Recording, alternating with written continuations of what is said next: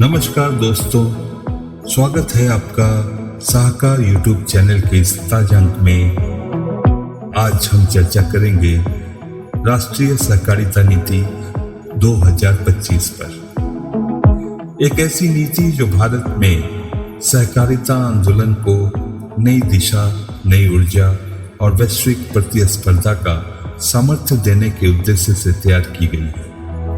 यह नीति न केवल किसानों, ग्रामीण उद्यमों और सहकारी संस्थानों के लिए अवसरों के द्वार खोलती है, बल्कि पारदर्शिता, तकनीक और आत्मनिर्भरता के मंत्र को भी मजबूत करती है।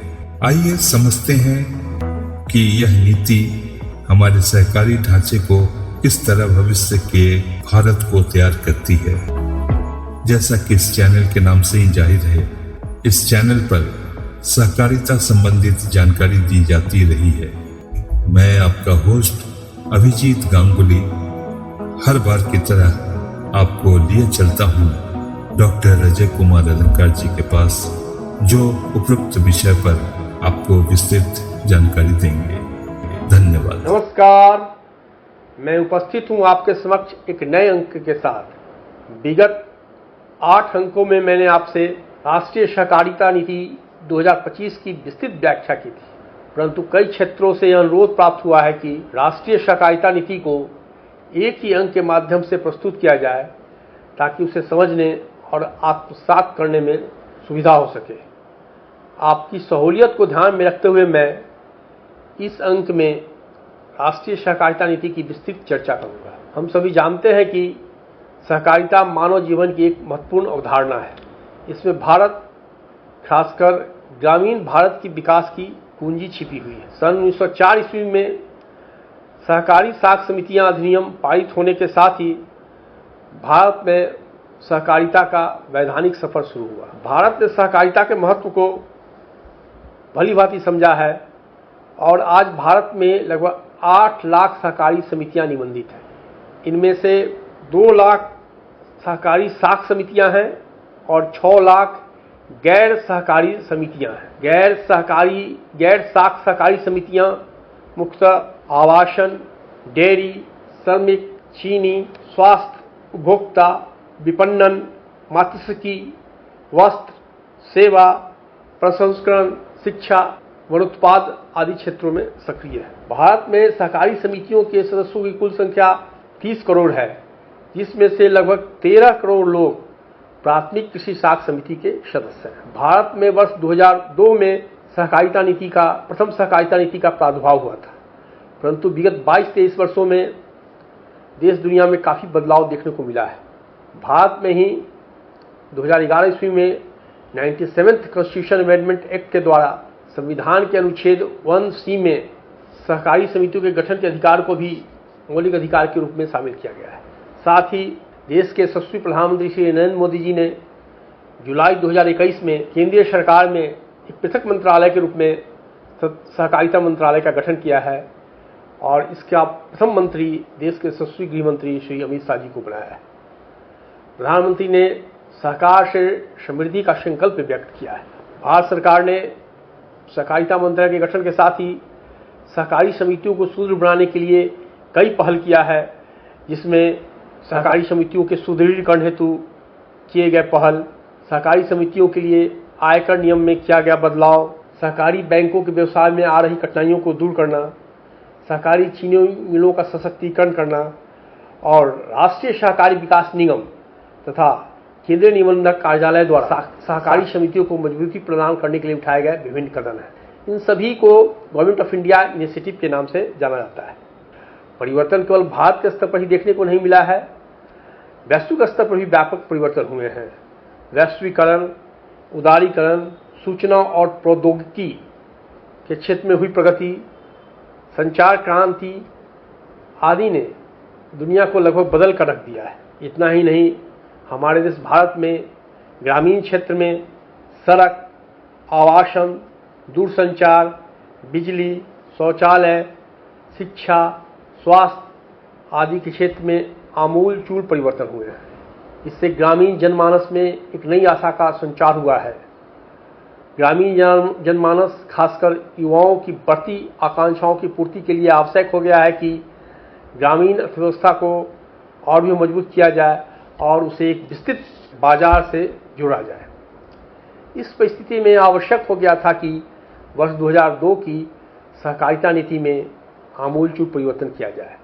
इस बात को ध्यान में रखकर हमारे सहकारिता मंत्री श्री अमित शाह जी ने सहकारी समितियों को से संबंधित नीति पर पुनर्विचार करने और सहकारी समितियों की उभरती जरूरतों को पूरा करने, उन्हें नवीन चुनौतियों का सामना करने योग्य बनाने और मौजूदा परिदृश्य में सहकारी परिक्षेत्र में की सततता को सुनिश्चित करने के लिए एक नई सहकारिता नीति बनाते हुए 18 सदस्यीय एक राष्ट्रीय समिति का गठन किया, जिसके अध्यक्ष पूर्व केंद्रीय मंत्री श्री सुरेश प्रभु बनवाए गए। इस राष्ट्रीय समिति में देश के विभिन्न सहकारी फेडरेशनों, सहकारी संस्थाओं और केंद्र तथा राज्यों के विभिन्न विभागों के प्रतिनिधि शामिल थे और साथ ही कई शैक्षणिक संस्थाओं के प्रतिनिधियों को भी आमंत्रित किया गया था। इस नीति का मसौदा कई स्तरों पर विचार विमर्श और क्षेत्रीय कार्यशालाओं के जरिए तैयार किया गया। समिति ने 17 बैठकें की और 4 क्षेत्रीय कार्यशालाएं आयोजित की, जो क्रमशः अहमदाबाद, बेंगलुरु, पटना और गुरुग्राम में आयोजित किए गए। पटना की क्षेत्रीय कार्यशाला में भाग लेने का तो मुझे भी अवसर प्राप्त हुआ। साथ ही समिति ने विभिन्न स्तरों पर लोगों से सुझाव आमंत्रित किए। उन्हें कुल 648 सुझाव प्राप्त हुए। इस विस्तृत विचार विमर्श की प्रक्रिया को एक नई राष्ट्रीय सहकारिता नीति के मसौदा के रूप में आयाम दिया गया, जिसे देश के सहकारिता मंत्री श्री अमित शाह ने अटल अक्षय ऊर्जा भवन में 24 जुलाई 2025 को राष्ट्र को समर्पित किया। इस नीति का मुख्य उद्देश्य ग्रामीण अर्थव्यवस्था को गति प्रदान करने पर ध्यान देते हुए सहकारी क्षेत्र में क्रमिक सुव्यवस्थित और सर्वांगीण विकास को बढ़ावा देना है।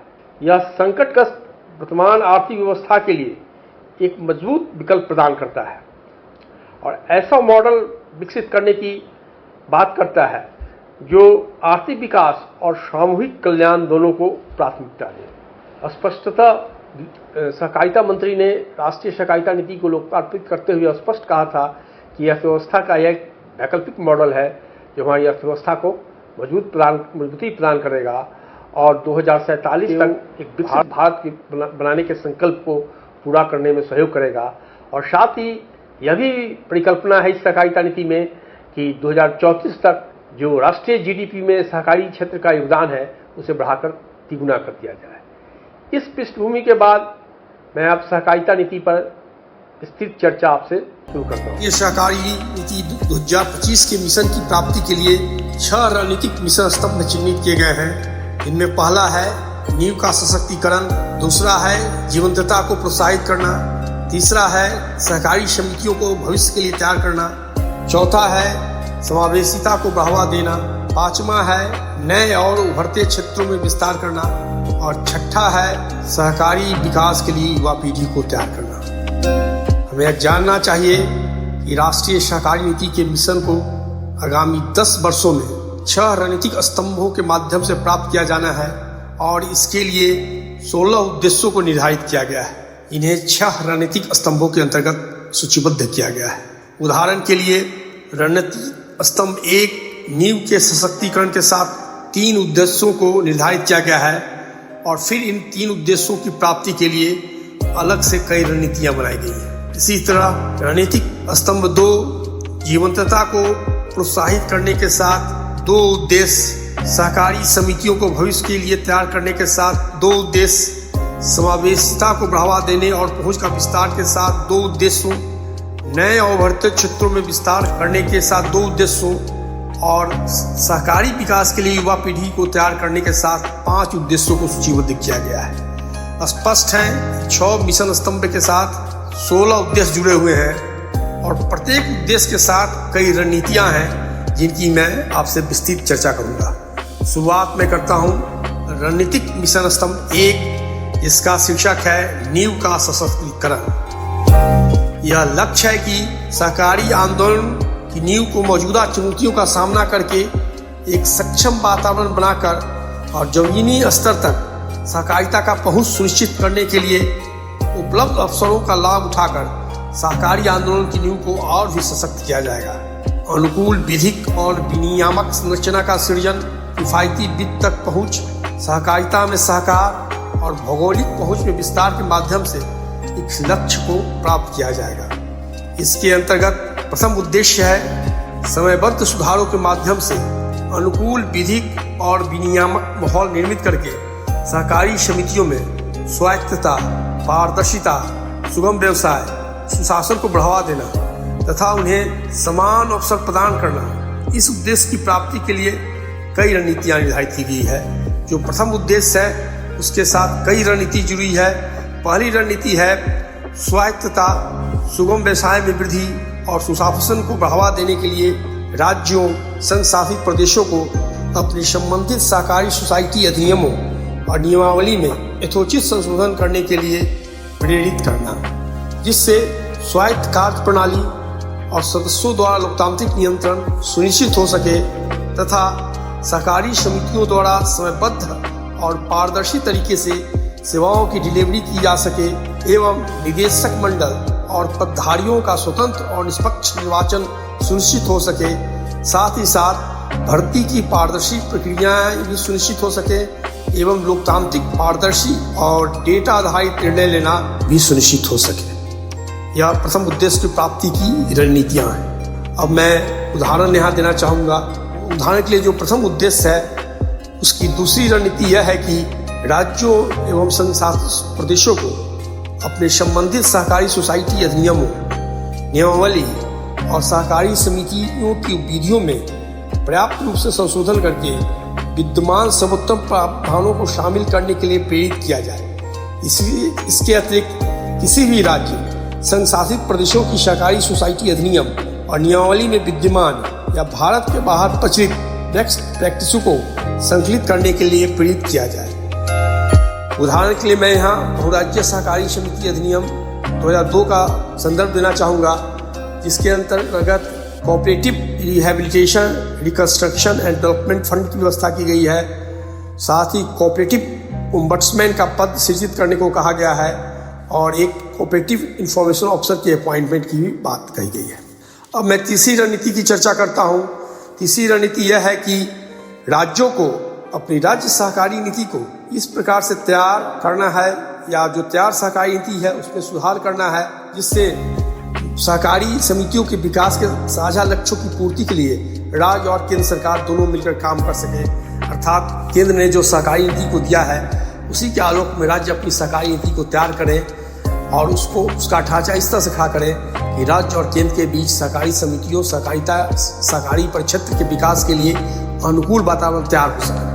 प्रथम उद्देश्य की जो चतुर्थ रणनीति है वह है कि राज्य और संघ शासित प्रदेशों के निबंधक कार्यालयों को कागज रहित बनाने के लिए उनके कार्यालय की सभी प्रक्रियाओं को पूरी तरह से डिजिटल बनाने हेतु प्रेरित करना, जिससे सहकारी समितियों और निबंधक कार्यालय के बीच सभी प्रकार के संवाद और interaction web portal, email messaging, mobile phones आधारित मैसेज इत्यादि जैसे ऑनलाइन डिजिटल माध्यम द्वारा संभव हो सके। उदाहरण के लिए बहुराज्य सहकारी सोसाइटी अधिनियम की धारा 120A द्वारा filing of applications, documents, returns, statements of accounts in electronic form को मान्यता दी गई है। तो राज्य से भी अपेक्षा है, राज्य के निबंधक कार्यालय से, कि वह इसका अनुसरण करे। और फिर आगे कहा गया है कि सहकारी समितियों का राज्य और संघ शासित प्रदेशों के स्तर पर डाटाबेस स्थापित करना और उसे सहकारिता मंत्रालय द्वारा अनुरक्षित मौजूदा एनसीटी के साथ रियल टाइम अपडेट हेतु एकीकृत करना। प्रथम उद्देश्य की प्राप्ति की जो पंचम रणनीति है वह है कि राज्यों और संघ शासित प्रदेशों को कमजोर सहकारी समितियों के पुनरुद्धार हेतु संस्थागत प्रणाली को स्थापित करने के लिए प्रोत्साहित करना। छठी रणनीति यह है कि जहां कहीं सहकारी समितियों पर कर कॉर्पोरेट सेक्टर के कर से अधिक लगता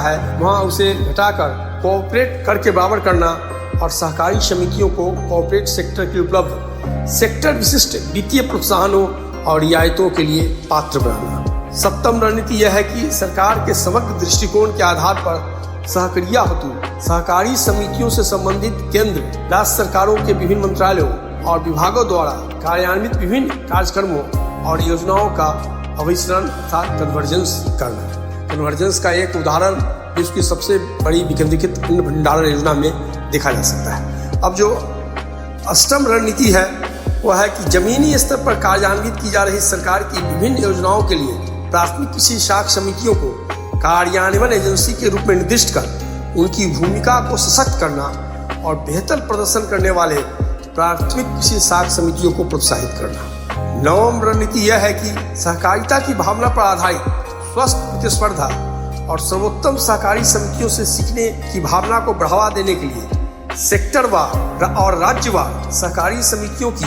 वेब पोर्टल द्वारा निरंतर रैंकिंग हेतु समग्र प्रदर्शन सूचकांक के विकास को प्रोत्साहित करना। अब मैं द्वितीय उद्देश्य पढ़ाऊंगा जो नींव के सशक्तिकरण से संबंधित है। द्वितीय उद्देश्य कहता है कि आर्थिक संस्थानों की तरह सुगम किफायती वित्त और समान व्यवसायिक अवसरों को बढ़ावा देना। इस उद्देश्य की प्राप्ति की प्रथम रणनीति यह है कि किफायती ऋण संवितरित करने और लोकतांत्रिक स्वरूप बनाए रखने के लिए त्रिस्तरीय संरचना अर्थात प्राथमिक कृषि शाख समिति, जिला केंद्रीय सहकारी बैंक और राज्य सहकारी बैंक को संरक्षित और प्रोत्साहित करना। बिहार राज्य में तो 3 टायर स्ट्रक्चर विद्यमान है।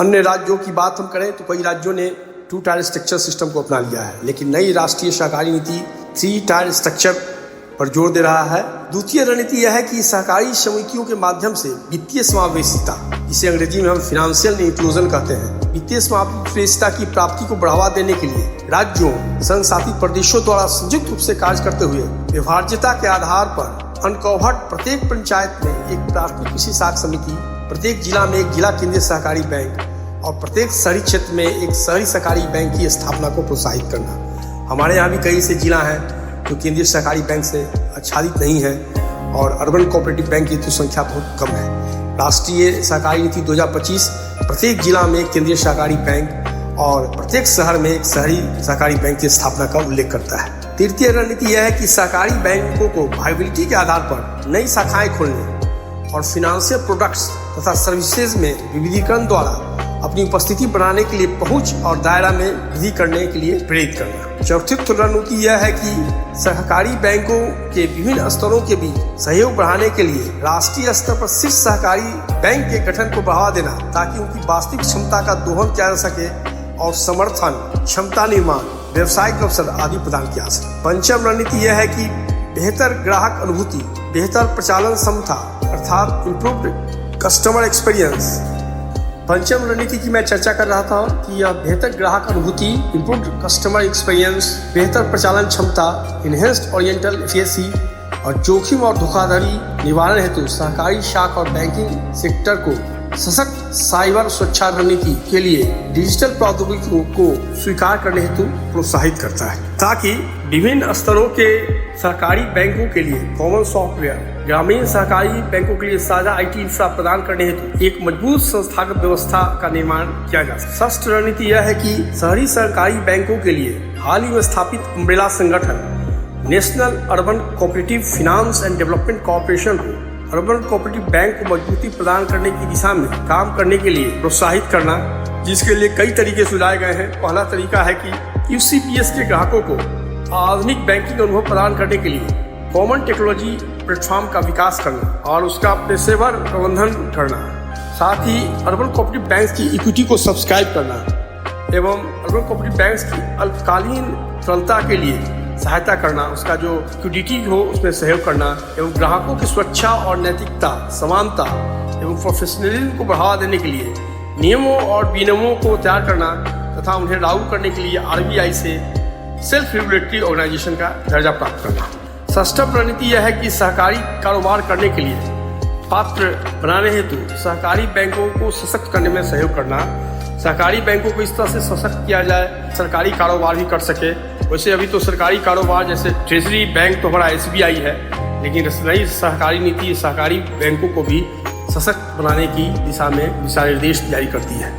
अष्टम रणनीति यह है कि दीर्घकालिक ऋण प्रदान करने के लिए कृषि और ग्रामीण विकास बैंकों के अतिरिक्त अन्य सहकारी शाख संरचना को मजबूती प्रदान करना। नवम रणनीति यह है कि सहकारी ऋण संस्थानों तथा जिला केंद्रीय सहकारी बैंक, प्राथमिक कृषि शाख समिति, कृषि और ग्रामीण विकास बैंक एवं भूमि विकास बैंक आदि की समस्याओं की समग्र समीक्षा करने और उन समस्याओं के समाधान का उपाय सुझाने एवं साथ साथ दीर्घकालीन ऋण एवं जिला केंद्रीय सहकारी बैंकों की जमा में वृद्धि हेतु रोड मैप की सिफारिश करने के लिए एक कार्यबल का गठन करना। कहने का मतलब है कि कार्यबल का गठन करेगा जो विभिन्न कार्यों के साथ साथ जिला केंद्रीय सहकारी बैंक के डिपॉजिट में कैसी वृद्धि हो उसका भी उपाय सुझाएगा। 10वीं रणनीति यह है कि सहकारी समितियों के लिए आदर्श विस्तृत परियोजना रिपोर्ट, व्यवसाय व्यवहार्यता अध्ययन और बैंक योग परियोजना रिपोर्ट तैयार करने के लिए एनसीडीसी, नाबार्ड और इसी तरह के अन्य संस्थानों को प्रोत्साहित करना। एक 8वीं रणनीति यह है कि एनसीडीसी के कार्यकलापों और दायरे का विस्तार करना और उसे कम से कम दरों पर पूंजी की व्यवस्था करने के लिए सक्षम रहना ताकि वह सहकारी समितियों को कम दरों पर ऋण दे सके। यहाँ मैं यह कहना चाहूँगा कि यह सहकारी क्षेत्र में शिकायत रही है कि एनसीडीसी का जो रेट ऑफ इंटरेस्ट है थोड़ा ज़्यादा है, तो नई सहकारिता नीति यह प्रयास कर रहा है कि एनसीडीसी का रेट ऑफ इंटरेस्ट थोड़ा सा कम है। अब मैं जो प्रथम मिशन स्तंभ है, रणनीतिक मिशन स्तंभ न्यू का सशक्तिकरण, उसके तृतीय उद्देश्य की चर्चा आपसे करूँगा। जो तृतीय उद्देश्य है प्रथम मिशन रणनीतिक मिशन स्तंभ का, वह है सहकारिता में सहकार को बढ़ाना, सहकारी और संरचना को सशक्त करना और भौगोलिक पहुंच का विस्तार करना। इस उद्देश्य की प्राप्ति के लिए प्रथम रणनीति यह तय की गई है कि सहकारी समितियों को आपसी लाभकारी शर्तों पर नई अवसंरचना के निर्माण, इंफ्रास्ट्रक्चर के निर्माण और मौजूदा इंफ्रास्ट्रक्चर को साझा करने के लिए प्रोत्साहित करना, जिसमें कई बातें शामिल हैं। पहली बात यह है कि जैविक उत्पाद प्रमाणन, ऑर्गेनिक प्रोडक्ट सर्टिफिकेशन, गैर खाद्य गुणवत्ता नियंत्रण, non food quality control labs, मृदा परीक्षण सुविधाएं, सॉइल टेस्टिंग फैसिलिटीज, पशु चिकित्सा सेवाएं, वेटनरी सर्विसेज, भंडारागारों, वेयर हाउसेज, शीघ्र नष्ट होने वाले खाद्य पदार्थों जैसे मछली, सब्जी आदि हेतु कोल्ड स्टोरेज की सुविधा, प्रभावशाली आपूर्ति श्रृंखला एवं लॉजिस्टिक्स सहित खाद्य और बीज नियंत्रण परीक्षण प्रयोगशालाओं के लिए साझा सेवाएं प्रदान करें और इसके लिए जो जिला स्तर पर भौतिक संरचना है उसको साझा करें। साथ ही इसमें यह भी कहा गया है कि टेक्नोलॉजी एडॉप्शन के लिए, प्रौद्योगिकी को अपनाने के लिए उस पर जो उच्च लागत आवे उसको कम करने के लिए साझा डिजिटल अवसंरचना जैसे cloud computing, data centre support, cyber security operations आदि को विकास को प्रोत्साहित किया गया। इसके अंतर जो दूसरी रणनीति है वह कहता है कि सहकारिता की भावना को बढ़ावा देने और उनका अनुकरण करने के लिए सेक्टरल राष्ट्रीय परिसंघों को सहकारी क्षेत्र में प्रचलित बेस्ट प्रैक्टिसेस पर सक्सेस स्टोरीज का संकलन करने हेतु प्रोत्साहित करना है। अगली रणनीति है सहकारी समितियों के बीच सहयोग को बढ़ावा देने के लिए सहकारी समितियों और उनके सदस्यों को सहकारी बैंकों में अपना बैंक खाता खोलने और वित्तीय सेवाएं लेने के लिए प्रोत्साहित करना। उसके बाद की जो रणनीति है किसान क्रेडिट कार्ड सहित बैंकिंग उत्पादों और अन्य सेवाओं की डोर स्टेप डिलीवरी हेतु पैक्स के साथ साथ अन्य प्राथमिक सहकारी समितियों को जिला केंद्रीय सहकारी बैंकों के बैंक मित्र के रूप में कार्य करने में सक्षम बनाना। 5वीं रणनीति है आगामी 5 वर्षों में कवर न हुए सभी पंचायतों में बहुउद्देशीय प्राथमिक कृषि साख समितियां, प्राथमिक डेयरी सहकारी समितियां और प्राथमिक फिशरीज सहकारी समितियां तथा अन्य सेक्टरल प्राथमिक सहकारी समितियों की स्थापना को प्रोत्साहित करना। हमारे यहाँ पहले से ही पंचायत स्तर पर पैक्स का गठन हो चुका है, लेकिन फिशरीज कोऑपरेटिव्स हमारे यहाँ प्रखंड स्तर पर है क्योंकि हमने 2010 के एक्ट में जो अमेंडमेंट किया था बिहार सहकारी सोसाइटी अधिनियम 1935 में, उसमें प्रावधान किया था कि प्रत्येक प्रखंड में एक फिशरीज कोऑपरेटिव होगी जिसका कार्य क्षेत्र प्रखंड की भौगोलिक सीमा तक सीमित होगा। डेयरी कोऑपरेटिव को हम जरूर गांव के स्तर से ले जा सकते हैं, लेकिन डेयरी कोऑपरेटिव के संदर्भ में बात उल्लेखनीय है कि जो बिहार सहकारी सोसाइटी अधिनियम 1935 के अंतर्गत जो एडिशनल स्टार की शक्तियाँ हैं उसे हमने निबंधक सहयोग समिति बिहार पटना ने हमफेड के MD को डेलीगेट कर दिया है। अब हम आगे बढ़ते हैं अगली रणनीति की ओर। वह है कि अपेक्षित संस्थागत और वित्तीय सहयोग प्रदान करके सुदूर क्षेत्रों सहित पूर्वोत्तर क्षेत्रों में सहकारी समितियों को सशक्त करना और उनकी पहुंच को बढ़ावा देना एक महत्वपूर्ण रणनीति है नई सहकारी नीति के अंतर्गत। रणनीति 7 में है कि अपने प्राथमिक सदस्यों को अधिक प्रतिस्पर्धा बनाने में सहायता देने के लिए, बड़ी जिम्मेदारी को निभाने के लिए ऊपरी स्तर के सहकारी संघों परिसंघों के सशक्तिकरण को प्रोत्साहित करना। ऊपरी स्तर के जो सत्संग हैं, परिसंघ हैं, जो उसके प्राथमिक सहकारी समिति के सदस्यों को अधिक प्रतिस्पर्धी बनाने में सहयोग करना है। फिर 8वीं रणनीति है कि प्राथमिक समितियों, जिला और राज्य स्तर के परिसंघों को इफ्को, क्रिफ्को, नेफेड आदि राष्ट्रीय सहकारी समितियों और 9 स्थापित राष्ट्रीय स्तर की 3 बहुराज्यीय सहकारी समितियों NCOL, NCEL और BBSL का सदस्य बनाने के लिए प्रोत्साहित करना। 9वीं जो रणनीति निर्धारित की गई है वह है कि राष्ट्रीय स्तर के संघों को सहकारी क्षेत्र के पुनरुद्धार में अपनी भूमिका निभाने के लिए उनके द्वारा सदस्य सहकारी समितियों की पारदर्शिता और सुशासन हेतु बेस्ट प्रैक्टिसेस का विकास करने और उन्हें अपनाने एवं सहकारी क्षेत्र का समर्थन, जागरूकता और सदस्यों की शिक्षा के माध्यम से सहकारी आंदोलन को सघन करने के लिए सहायता प्रदान करने हेतु प्रोत्साहित करना। अब मैं रणनीतिक मिशन स्तंभ 2 की चर्चा करूंगा। रणनीतिक मिशन स्तंभ 2 का संबंध जीवंतता को प्रोत्साहित करने से है और इसके लिए जो उद्देश्य निर्धारित किए गए हैं उनमें पहला उद्देश्य है सहकारी व्यावसायिक इकोसिस्टम के विकास को प्रोत्साहित करना और इसके लिए जो रणनीति निर्धारित की गई है, जो पहली रणनीति है, आत्मनिर्भर व्यवसाय सहयोग तंत्र के प्रोत्साहन द्वारा सहकारी व्यवसाय की वृद्धि और विकास के लिए जीवंत इकोसिस्टम के सृजन को बढ़ावा देना। यह तंत्र सुगम वित्त, व्यवसाय अनुसंधान और पारदर्शी सेवाओं जैसे विपणन, ब्रांडिंग आदि के साथ साथ इस पूरे क्षेत्र का विकास और क्षमता निर्माण संस्थानों को सहयोग प्रदान करने का कार्य करेगा। फिर दूसरी रणनीति है बहुउद्देशीय प्राथमिक कृषि साख समिति को विकास इंजन के रूप में केंद्रित कर राज्यों, संघ राज्य क्षेत्रों के प्रत्येक जिले में कम से कम एक आदर्श सहकारी गांव के विकास में प्रोत्साहित करना। बहुउद्देशीय प्राथमिक कृषि साख समितियों को विभिन्न व्यवसाय वर्टिकल्स, बिजनेस वर्टिकल के लिए सुशासन और व्यवसाय प्रबंधन के विकास हेतु प्रोत्साहित किया जाएगा। जिले के अन्य गांवों को सर्वप्रथम इस आदर्श गांव की बराबरी करने और उसके पश्चात राज्य में श्रेष्ठ बनने के लिए प्रोत्साहित करने का कार्य करने की चर्चा राष्ट्रीय सहकारी नीति में है। तीसरी रणनीति है कि शहद, मसाले, कॉफी, चाय, औषधीय व सुगंधित पौधे, रेशम के कीट, फल, मशरूम, पुष्प कृषि, पोल्ट्री उत्पाद इत्यादि जैसे विशिष्ट ग्रामीण उपज के लिए सहकारी आर्थिक क्लस्टरों को बढ़ावा देने हेतु राज्यों और संघ राज्य क्षेत्रों को प्रोत्साहित करना स्पष्टता या नए क्षेत्रों में सहकारी समितियों के प्रवेश की वकालत करता है। चौथी रणनीति यह है कि सहकारी समितियों को भौगोलिक संकेतक, जियोग्राफिकल इंडिकेशंस, बौद्धिक संपदा अधिकार, इंटेलेक्चुअल प्रॉपर्टी राइट्स और ट्रेडमार्क के माध्यम से विपणन के अवसरों को ढूंढने के लिए प्रोत्साहित करना। पांचवी रणनीति है भारत नामक अम्ब्रेला ब्रांड के अधीन सभी जैविक कृषि और डेयरी उत्पादों को ब्रांडिंग करने और राज्यों, संघ राज्य क्षेत्रों के स्थापित ब्रांड का लाभ लेने के लिए प्रोत्साहित करना। एक नया महत्वपूर्ण बात है कि भारत नामक एक ब्रांड दिया गया है, अम्ब्रेला ब्रांड। जैसे अभी तो हम देखते हैं कि बहुत सारा काम हो रहा है जो राज्य के अपने दुग्ध के क्षेत्र में भी हम देखें तो जैसे बिहार में सुधा ब्रांड है, गुजरात में अमूल ब्रांड है, लेकिन यहाँ भारत ब्रांड नामक एकल ब्रांड की परिकल्पना की गई है। और हमारी जो बहुत सारी सहकारी समितियाँ हैं जो राष्ट्रीय स्तर पर हैं, खासकर जो निर्यात है समिति है, राष्ट्रीय निर्यात सहकारी समिति, उसने भारत ब्रांड पर काम करना भी शुरू कर दिया है। और अगली रणनीति जो है वह सहकारी समितियों को अंतर्राष्ट्रीय, राष्ट्रीय और राज्य स्तर के विभिन्न मेलों और प्रदर्शनियों में भाग लेने के लिए प्रोत्साहित करने की बात करता है। इसके पीछे उद्देश्य है कि इससे उनके ब्रांड का प्रदर्शन होगा और बाजारों तक उनकी पहुंच बढ़ेगी। अब मैं मिशन स्तंभ के दूसरे उद्देश्य की चर्चा करता हूँ। दूसरा उद्देश्य है अंतर्राष्ट्रीय बाजारों तक पहुंच सहित बहुआयामी विस्तार को बढ़ावा देना और सदस्यों की आय में वृद्धि करना। और इस उद्देश्य की प्राप्ति की जो रणनीतियां हैं उसमें पहली रणनीति है निर्यात हब पहल के रूप में एक जिला एक उत्पाद के अंतर्गत सहकारी समितियों को निर्यात एक उत्पाद की ओर संरेखन के लिए प्रोत्साहित करना। दूसरी रणनीति है डेयरी सहकारी समितियों के सर्वांगीण विकास, रोजगार सृजन और महिला सशक्तिकरण के लिए श्वेत क्रांति 2 हेतु डेयरी सहकारी समितियों पर ध्यान केंद्रित करना और उन्हें प्रोत्साहित करना।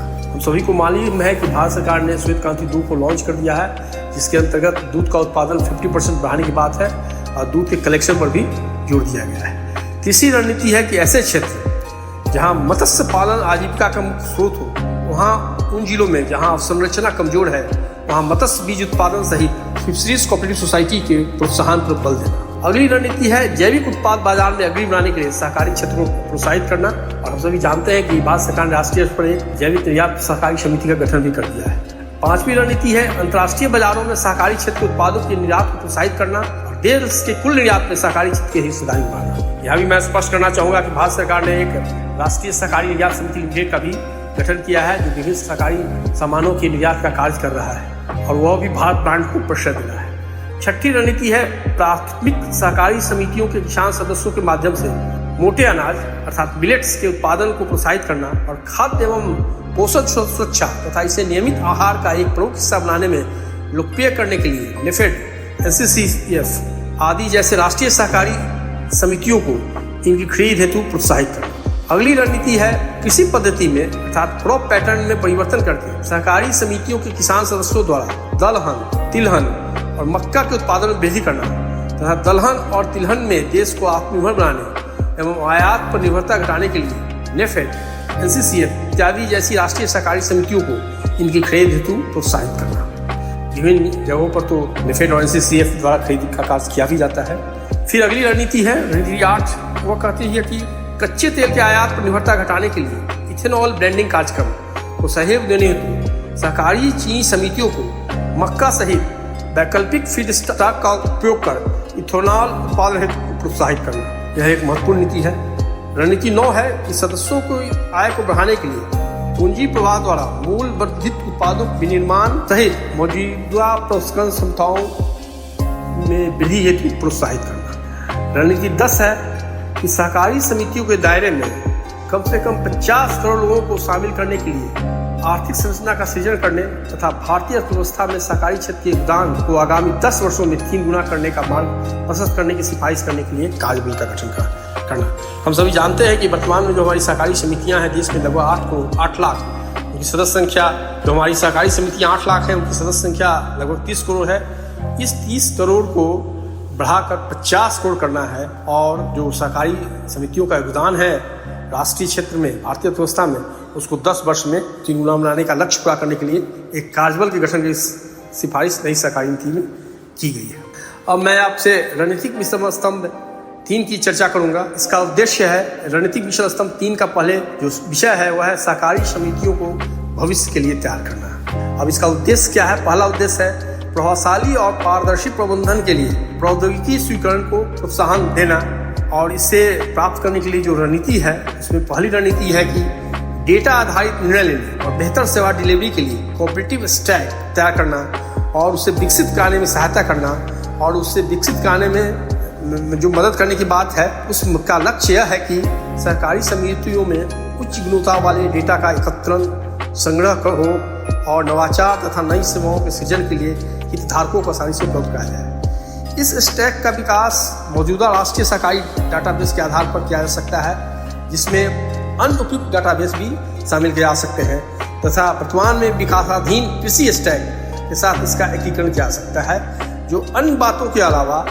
कृषि मंत्रालय के डाटाबेस के साथ सहकारी बैंकों के डाटा एकीकरण करके ब्याज अनुदान की रियल टाइम रिलीज में सुविधा प्रदान करेगा। दूसरी जो रणनीति है वह है विभिन्न स्तरों और क्षेत्रों की सहकारी समितियों को तकनीकी उन्नयन में सक्रिय सहयोग के लिए राष्ट्रीय सेक्टोरल परिसंघों को प्रोत्साहित करना। अगली रणनीति है ज्यादा ग्राहकों तक पहुंच और उत्पादों का बेहतर दाम पाने के लिए सहकारी समितियों को जेम और ONDC जैसे ई-कॉमर्स प्लेटफॉर्म का उपयोग करने के लिए प्रेरित करना। अब मैं दूसरे उद्देश्य पर आता हूँ जो रणनीतिक मिशन स्तंभ 3 का है।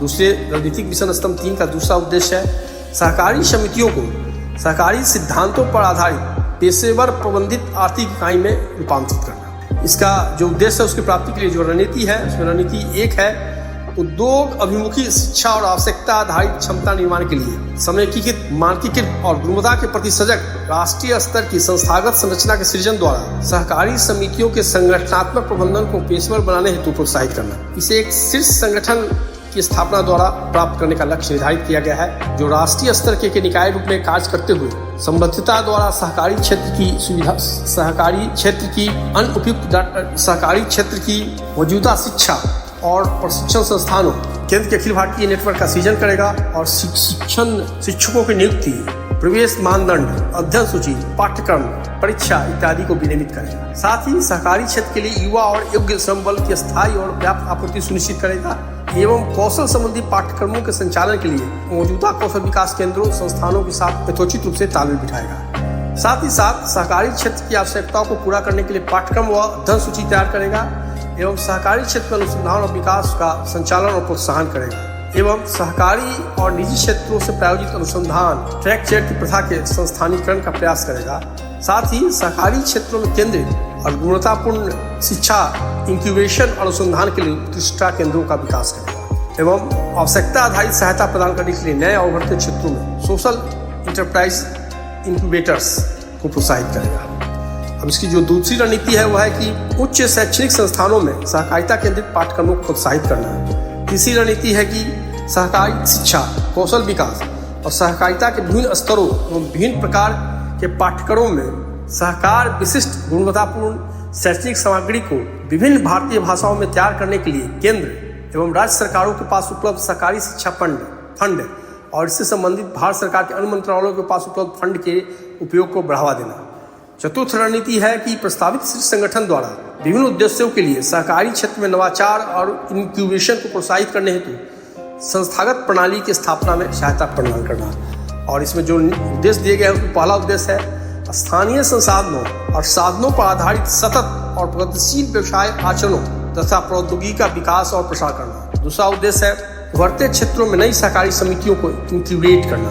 और तीसरा उद्देश्य बताया गया है सहकारी क्षेत्र में उद्यम कौशल को प्रोत्साहित और प्रसारित करना। अब मैं रणनीति 5 पढ़ता हूँ, जिसमें कहा गया है कि मानव संसाधन क्षमताओं के निर्माण को एक अनिवार्य तत्व मानकर सहकारी समितियों को अपनी विधियों को संशोधित करके बोर्ड के सदस्यों और विभिन्न श्रेणियों की नौकरियों में कार्मिकों के लिए प्रशिक्षण, नेतृत्व विकास, प्रबंधन विकास और अन्य संगठनात्मक क्षमता निर्माण कार्यक्रमों को शामिल करने के लिए प्रोत्साहित करना। छठी रणनीति कहती है कि नई सहकारी समितियों तथा सहित सभी सहकारी समितियों के सदस्यों के लिए सहकारिता सिद्धांत और मूल्यों पर आधारित शिक्षा प्रदान करने हेतु समयबद्ध और एकता से प्रयास करना। सातवीं रणनीति है कि ख्याति प्राप्त विश्वविद्यालयों, महाविद्यालयों के शोधकर्ताओं एवं विद्वानों को सहकारिता के महत्वपूर्ण क्षेत्रों में डॉक्टरेट और पोस्ट डॉक्टरेट के अनुसंधान करने में सहायता प्रदान करने के लिए राष्ट्रीय राज्य सहकारी समितियों परिसंघों, राष्ट्रीय सहकारी समितियों, राज्य सहकारी समितियों और परिसंघों को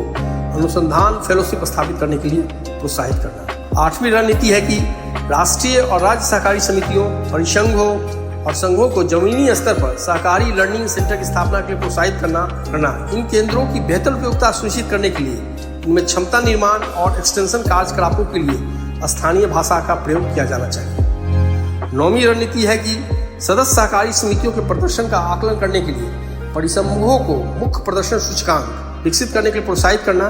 सहकारी समितियों की ताकत की पहचान के लिए सेक्टरल रेटिंग का विकास करना भी इस राष्ट्रीय सहकारी नीति में एक ध्येय बताया गया है। 10वीं रणनीति है प्रौद्योगिकी समर्थित भर्ती सुधारों के माध्यम से उत्तरदायित्व शासन, नेतृत्व और कर्मियों की क्षमता को बढ़ावा देकर उच्च स्तरीय पेशेवरता को प्रोत्साहित करना। अब मैं रणनीतिक मिशन स्तंभ 4, जिसका विषय है समावेशिता को बढ़ावा देना और पहुंच का विस्तार करना, इसकी चर्चा आपसे करूंगा। रणनीतिक मिशन स्तंभ 4 और इसका जो प्रथम उद्देश्य निर्धारित किया गया है वह है समावेशिता और सदस्य केंद्रीयता को प्रोत्साहित करना। और इस उद्देश्य को प्राप्त करने की जो रणनीति है उसमें पहली रणनीति यह है कि समावेशिता को बढ़ावा देने के लिए महिलाओं, युवाओं और कमजोर वर्गों तथा अनुसूचित जाति, अनुसूचित जनजाति, दिव्यांगजन आदि की भागीदारी को प्रोत्साहित करना और सहकारी समितियों में उन्हें महत्वपूर्ण भूमिका देना।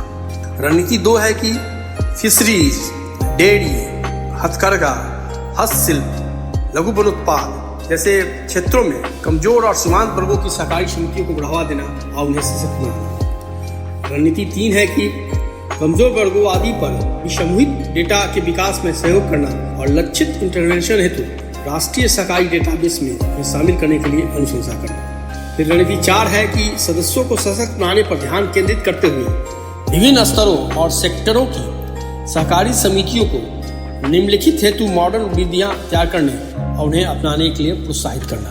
और किन विषयों को शामिल करना है मॉडल विधि में, उसकी भी चर्चा की गई है। उसमें पहला है कि सदस्यों की सक्रिय भागीदारी सुनिश्चित करना। दूसरा है कि सदस्य केंद्रित फीडबैक एकत्रित करने के लिए एक तंत्र का निर्माण करना और निष्क्रिय सदस्यों को सक्रिय बनाने के लिए प्रोत्साहित करना। तीसरा है महिलाओं और समुदाय के कमजोर वर्गों की सदस्यता सुनिश्चित करना। चौथा है निर्णय लेने में सदस्य केंद्रितता सुनिश्चित करना। छठा है पारदर्शी और भ्रष्टाचार मुक्त संगठनात्मक शासन सुनिश्चित करना। और अगला है कि विभिन्न पदों पर युवाओं और योग्य श्रम बल की नियुक्ति को प्रोत्साहन देना। अर्थात जो 6 विषयों की मैंने चर्चा की, यह सभी विधियों में शामिल किया जाना चाहिए। अब मैं 5वीं रणनीति की चर्चा करता हूँ। वह कहता है कि प्राथमिक सहकारी समिति के सदस्यों को सशक्त बनाने के लिए राष्ट्रीय और राज्य संघों को विभिन्न तरह से प्रोत्साहित किया जाए, जिसमें पहला है कि सदस्यों को उनके अधिकारों, कर्तव्यों और जिम्मेदारियों के प्रति शिक्षित, संवेदनशील और जागरूक बनाने के लिए सहकारी सिद्धांतों और मूल्यों पर आधारित प्रभावशाली और अनवरत सदस्य शिक्षा कार्यक्रम को प्रोत्साहित किया जाए। साथ ही सदस्यों को की उद्यम कौशलता में भी वृद्धि की जाए और सदस्यों की आय वृद्धि की दिशा में कार्य करने के लिए प्राथमिक सहकारी समितियों को प्रोत्साहित किया जाए। अब जो दूसरा उद्देश्य है वह कह रहा है कि जन आंदोलन के रूप में सहकारी समितियों को विकसित करना है और इसके लिए जो उद्देश्य निर्धारित किया गया है कि सहकारी समितियां एक जन आंदोलन के रूप में विकसित हो, उसके लिए जो रणनीति बनाई गई है उसमें पहली रणनीति है कि विभिन्न कक्षाओं के स्कूली पाठ्यक्रमों में सहकारिता को एक विषय के रूप में शामिल करना और NCERT ने इस दिशा में पहल भी शुरू कर दिया है। दूसरी रणनीति है कि युवा पीढ़ी विशेषकर महिलाओं और कमजोर वर्गों को सहकारी समितियों के लाभ से अवगत कराने और उनमें जागरूकता बढ़ाने के लिए राष्ट्र स्तरीय परिसंघों संघों की अग्रणी भूमिका निभाने को प्रोत्साहित करना। इससे सहकारिता आधारित आर्थिक मॉडल पर लोगों का विश्वास बढ़ेगा और इससे संस्था में वृद्धि होगी। पुनः कहा गया है कि सहकारी आंदोलन में सक्रियता से भाग लेने के लिए युवा पीढ़ी विशेषकर महिलाओं और कमजोर वर्गों में सामूहिक जागरूकता और प्रेरणा को प्रोत्साहित करना। आगे इस बात की चर्चा है कि गरीबों और सीमांत वर्गों के उत्थान में सहकारी समितियों की भूमिका पर प्रकाश डालने वाली सक्सेस स्टोरी का प्रदर्शन करना और उन्हें प्रोत्साहित करना और प्रचारित करना। सक्सेस स्टोरीज का प्रचार प्रसार करने के लिए राष्ट्रीय सहकारी परिसंघ समितियों की मौजूदा सोशल मीडिया इंफ्रास्ट्रक्चर एंड विभिन्न माध्यमों का उपयोग करना। अब मैं आपसे रणनीतिक स्तंभ 5 की चर्चा करूंगा। यह नए क्षेत्रों का विस्तार की बात करता है।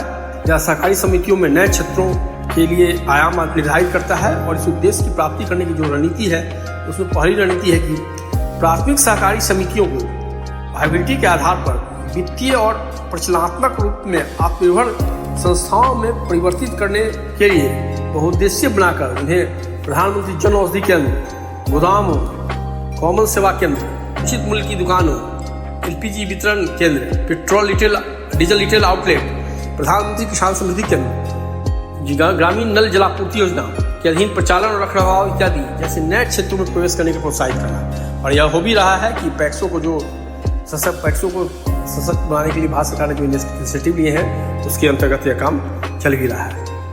अगली रणनीति है कि कार्यों में विविधता लाने और सदस्यों की आय बढ़ाने के लिए शहरी और ग्रामीण दोनों के नए उभरते क्षेत्रों जैसे माइक्रो बीमा, नवीनीकरण ऊर्जा, जल वितरण, स्वास्थ्य सेवा, अपशिष्ट प्रबंधन, परिवहन, बायोगैस उत्पादन, मोबाइल एप्लीकेशन आधारित एडिटर सेवा प्रदाता जैसे टैक्सी चालकों, घरेलू सेवा प्रदान करने वाले व्यक्तियों जैसे कि प्लम्बर, बिजली मिस्त्री आदि की सहकारी समिति इत्यादि में उसको निर्माण करने में, उसके निबंधन करने में वो प्रोत्साहित करना ताकि सहकारी सेक्टर जो हो, कोऑपरेटिव सेक्टर है, वह नए क्षेत्रों में प्रवेश करे और इसके लिए उन्हें इन क्षेत्रों में उभरते क्षेत्रों में प्रवेश के लिए प्रोत्साहित किया जाए। और सभी को हमको जानकारी है कि राष्ट्रीय स्तर पर एक सहकार टैक्सी के लिए राष्ट्रीय स्तर सहकार टैक्सी सेवा समिति का निबंधन भी किया जा चुका है। अगला उद्देश्य है सततता हेतु चक्रीय अर्थव्यवस्था और पर्यावरण अनुकूल आचरणों का प्रोत्साहन। सर्कुलर इकोनॉमी की आजकल बहुत चर्चा है और इस उद्देश्य की प्राप्ति के लिए जो रणनीति है उसमें पहली रणनीति है कि डिजिटलीकरण और internet of things, blockchain, reverse logistic आदि जैसी डिस्ट्रप्टिव टेक्नोलॉजी को अपनाकर चक्रीय अर्थव्यवस्था के आचरण को अपनाने के लिए उन्हें कई तरह से प्रोत्साहित करना। जिसमें पहला है सहकारी क्षेत्र में पायलट परियोजना के रूप में अपनाए जाने लायक ऐसे मामलों की व्यावहारिकता के आकलन को प्रोत्साहित करना। रणनीति दूसरी है प्राथमिक कृषि क्रेडिट समितियों के किसान सदस्यों को जलवायु अनुकूल कृषि पद्धति अपनाने और अपने खेतों के मेड़ों पर सौर, पवन ऊर्जा इत्यादि जैसे नवीकरण ऊर्जा के प्रयोग को बढ़ावा देकर कार्बन फुटप्रिंट घटाने और जलवायु जोखिमों की रोकथाम पर विशेष ध्यान केंद्रित करने की ओर प्रेरित करना। अगली रणनीति है प्राथमिक कृषि क्रेडिट समितियों के माध्यम से जैविक कृषि, प्राकृतिक कृषि, कृषि वानिकी, बंजर भूमि को उपजाऊ बनाने को प्रोत्साहित करना। इस संबंध में सरकार प्राथमिक कृषि क्रेडिट समितियों के माध्यम से योजनाओं का कार्यान्वयन को प्राथमिकता दे सकती है। यह नया आयाम खुल रहा है प्राथमिक कृषि समितियों के लिए। जैविक कृषि का, प्राकृतिक कृषि का, कृषि वानिकी का, बंजर भूमि को उपजाऊ बनाने का जो प्रोत्साहित करने की योजना है वह एक नया आयाम है इनके लिए। साथ ही प्राथमिक डेयरी सहकारी समितियों के माध्यम से विकेंद्रीकृत तरीके से गाँव में बायोगैस उत्पादन को प्रोत्साहित करना यह भी नई सहकारी नीति का लक्ष्य है। अब मैं अंतिम जो मिशन स्तंभ है, मिशन स्तंभ 6, उसकी चर्चा आपसे करूँगा। और यह मिशन स्तंभ 6 जो है यह सहकारी विकास के लिए युवा पीढ़ी को तैयार करने की बात करता है।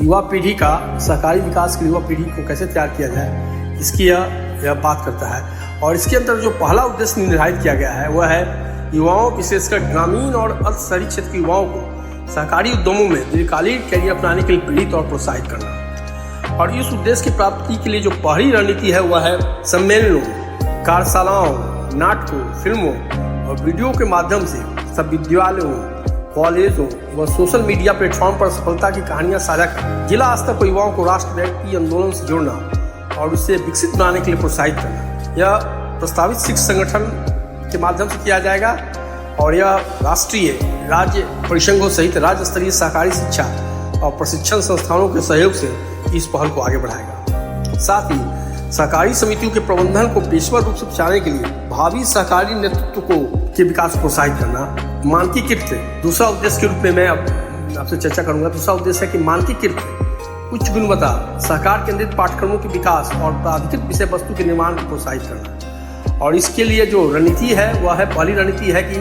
राष्ट्र राज्य स्तरीय सहकारी समितियों, परिसंघों आदि सभी हितधारकों के साथ बहुस्तरीय परामर्शी प्रक्रिया के माध्यम से प्रमाणन पाठ्यक्रमों के साथ साथ डिप्लोमा और डिग्री पाठ्यक्रमों के लिए सहकार केंद्रित पाठ्यक्रमों की पहचान करना, तैयार करना और उनका विकास करना है। इससे यह फायदा होगा कि पाठ्यक्रम की समाप्ति पर छात्र रोजगार के लिए तैयार रहेंगे और सहकारी क्षेत्र में अपनी क्षमताओं तथा कौशल के अनुसार उचित नौकरी प्राप्त कर सकेंगे। दूसरी रणनीति है कि सहकारिता के पाठ्यक्रमों को सभी के लिए सुगम बनाने हेतु डिग्री और डिप्लोमा प्रदान करने वाले उच्चतर शिक्षण संस्थानों को शीर्ष संगठन द्वारा प्रमाणित डिप्लोमा, डिग्री और प्रमाणन पाठ्यक्रम भी प्रदान करने के लिए प्रोत्साहित करना। तीसरा उद्देश्य है सहकारी क्षेत्र में युवाओं और महिलाओं के कौशल विकास और कौशल उन्नयन के इकोसिस्टम को बढ़ावा देना। और इसके तहत जो रणनीति है वह रणनीति है सहकारी समितियों में तकनीकी और गैर तकनीकी नौकरियों के लिए बुनियादी स्तर के कार्मिकों को प्रशिक्षण और कौशल विकास के कार्यक्रम प्रदान करने वाले केंद्र और राज्य सरकारों के स्वामित्व अथवा उनके द्वारा वित्त पोषित प्रशिक्षण संस्थानों का एक डाटाबेस तैयार करना। अगली रणनीति है साझेदारी समझौता ज्ञापनों के माध्यम से प्रशिक्षण और कौशल विकास संस्थानों के अखिल भारतीय इकोसिस्टम का विकास करना।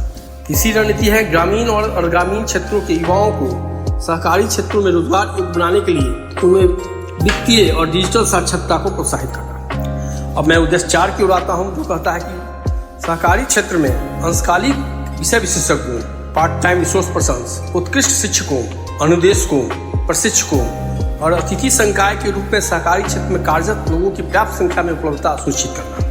और इस उद्देश्य की प्राप्ति के लिए जो रणनीतियाँ बनाई गई हैं, जिन रणनीतियों की चर्चा की गई है, उसमें पहली रणनीति है संबद्ध संस्थानों के लिए अतिथि संकाय और अंशकालिक विषय विशेषज्ञों सहित विभिन्न श्रेणी के शिक्षकों, अनुदेशकों, प्रशिक्षकों और विषय विशेषज्ञों के लिए एक मानकीकृत भर्ती प्रक्रिया और पात्रता शर्तों जैसे कि शैक्षणिक योग्यता, शिक्षण, अनुभव आदि का विकास करना और सिफारिश करना। दूसरी रणनीति है संबद्ध संस्थानों में शिक्षण कर्मियों के विभिन्न स्तरों के लिए यथोचित और आकर्षक वेतन संरचना तैयार करना। फिर अगली रणनीति है सहकारी क्षेत्र में मौजूदा शिक्षकों और अनुदेशकों की शैक्षिक क्षमता बढ़ाते हुए एक सुव्यवस्थित तंत्र के माध्यम से नए शिक्षकों और अनुदेशकों का संग्रह बनाना। चौथी रणनीति है सहकारी शिक्षकों, अनुदेशकों, विषय विशेषज्ञों और प्रशिक्षकों सहित उनके स्थान, अनुभव और विशेषज्ञता के क्षेत्र में संबंधित सूचना का राष्ट्रव्यापी डाटाबेस तैयार करना। अगला उद्देश्य है, जो 5वां उद्देश्य है, सहकारी समितियों द्वारा उपयुक्त अभ्यर्थियों की नियुक्ति और भावी अभ्यर्थियों के लिए नौकरी ढूंढने की प्रक्रिया को सरल करके सुविधाजनक इकोसिस्टम का विकास करना। इसके अंतर्गत उद्देश्य प्राप्ति की जो रणनीतियां हैं, इसमें है कि प्रस्तावित शिक्षा संगठन के माध्यम से राष्ट्रीय डिजिटल सहकारी रोजगार प्लेटफॉर्म की स्थापना और प्रबंधन करना। यह डिजिटल प्लेटफॉर्म सहकारी क्षेत्र में रोजगार के नए अवसरों के साथ साथ रोजगार की मांग का ऑनलाइन पता लगाने में सुविधा प्रदान करेगा। मैंने आपसे राष्ट्रीय सहकारी नीति 2025 की विस्तृत विवेचना की है। आपके समक्ष उन सभी पहलुओं को रखा है जो राष्ट्रीय सहकारी नीति 2025 में शामिल है। मैं यह स्पष्ट करना चाहता हूं कि यह एकमात्र दस्तावेज नहीं है, बल्कि यह 2047 में भारत को एक विकसित राष्ट्र बनाने के संकल्प का विजन डॉक्यूमेंट्स है। इसके माध्यम से न केवल राष्ट्रीय स्तर की अर्थव्यवस्था में सहकारी समितियों के योगदान को 10 वर्ष में तिगुना करने का लक्ष्य निर्धारित किया गया है, बल्कि देश की जनसंख्या के लगभग 50 करोड़ लोगों को सहकारी समितियों से आच्छादित करने का संकल्प भी लिया गया है। यह विकसित भारत का एक जीता जागता संकल्प है। जरूरत है इसकी गहन समीक्षा करने की, गहन अध्ययन करके चिंतन करने की और इसको अपनाने की। अब मैं आपसे यह भी स्पष्ट करना चाहूँगा कि मात्र सहकारी नीति बनाकर ही नहीं छोड़ा गया है, बल्कि इसका किस तरह से कार्यान्वयन होगा और इसके कार्यान्वयन पर किस तरह से सरकार की पैनी नजर रहेगी, इसकी भी चर्चा की गई है। शुरुआत में ही सहकारी नीति के निगरानी और कार्यान्वयन संरचना की चर्चा के शुरुआत में ही कह दिया गया है कि यह सहकारी नीति का कार्यान्वयन इम्प्लीमेंटेशन सहकारी संघवाद कोऑपरेटिव फेडरलिज्म की भावना पर आधारित होगा, अर्थात राज्य सरकार, संघ सरकार, केंद्र सरकार और राज्य सरकार मिलकर सहकारी समिति के उत्थान के लिए, सहकारी समिति के उत्थान के लिए कार्य करेंगे। यह भी कहा गया है कि सहकारी संरचना को देखते हुए इस नीति के सुचारू और प्रभावशाली कार्यान्वयन के लिए केंद्र सरकार के संबंधित मंत्रालयों, विभागों, राज्य सरकारों, केंद्र शासित प्रदेशों के मंत्रालयों और विभागों, राष्ट्रीय सहकारी समितियों, राष्ट्रीय सहकारी परिसंघों, राष्ट्रीय सहकारी संघों से सक्रिय भागीदारी अपेक्षित होगी इस राष्ट्रीय सहकारी नीति के कार्यान्वयन में, अर्थात उनका भी सहयोग लिया जाएगा। साथ ही इसमें सेक्टरल विकास संस्थानों जैसे नाबार्ड, एनडीबीबी, एनडीएफबी इत्यादि की भी सहयोग की आवश्यकता पर बल दिया गया है। यह कहा गया है कि इस नीति का प्रभावशाली और समयबद्ध कार्यान्वयन सुनिश्चित करने के लिए सहकारिता मंत्रालय में एक कार्यान्वयन प्रकोष्ठ स्थापित किया जाएगा, जिससे संबंधित विषय दस्तावेजीकरण, समन्वय, निगरानी, रिपोर्टिंग इत्यादि पर तकनीकी सहायता प्रदान करने के लिए एक समर्पित परियोजना प्रबंधक इकाई होगी। एक PMU की भी बात कही गई है। यह भी कहा गया है कि इस नीति के आधिकारिक रूप से जारी होने के तुरंत बाद ही नीति क्रियान्वयन की एक व्यापक कार्य योजना के साथ सिफारिशवार समावधि को अंतिम रूप दिया जाएगा। प्रत्येक जो कार्य योजना है, प्रत्येक जो बिंदु है, जो स्तंभ है, उनको कितने समय प्राप्त करना है, इसके लिए भी एक समावधि निर्धारित किया जाएगा। इस नीति के कार्यान्वयन के लिए एक संस्थागत प्रणाली स्थापित की गई है। इसमें है कि समग्र मार्गदर्शन, अंतर मंत्रालयीय समन्वय, नीति की आवधिक समीक्षा आदि के लिए माननीय सहकारिता मंत्री की अध्यक्षता में सहकारिता नीति पर राष्ट्रीय संचालन समिति के गठन की परिकल्पना है। इस समिति के सदस्य के रूप में भारत सरकार के मंत्रियों को शामिल किया जाने की बात है। केंद्र राज्य समन्वय, कार्यान्वयन संस्थाओं का समाधान, आवधिक निगरानी और समीक्षा आदि के लिए सहकारिता सचिव की अध्यक्षता में नीति कार्यान्वयन और निगरानी समिति का गठन किया जाएगा। इसमें भारत सरकार के संबंधित विभागों के मंत्रालयों के सचिव, सभी राज्यों, संघ राज्य क्षेत्रों के सहकारी विभागों के सहकारी विभाग मतलब सहकारिता विभाग के सचिव या प्रधान सचिव या अपर मुख्य सचिव जो भी हो, नीति आयोग के प्रतिनिधि, राष्ट्रीय सहकारी परिसंघ हो, संघ हो, राष्ट्र समितियों, नाबार्ड, एनडीडीबी, एनएफडीबी, एनसीसीटी, वैनिकॉम इत्यादि के अध्यक्ष और प्रबंधकों को भी इसमें स्थान दिया जाएगा। तो धन्यवाद। इस अंक में इतना ही, फिर मिलेंगे।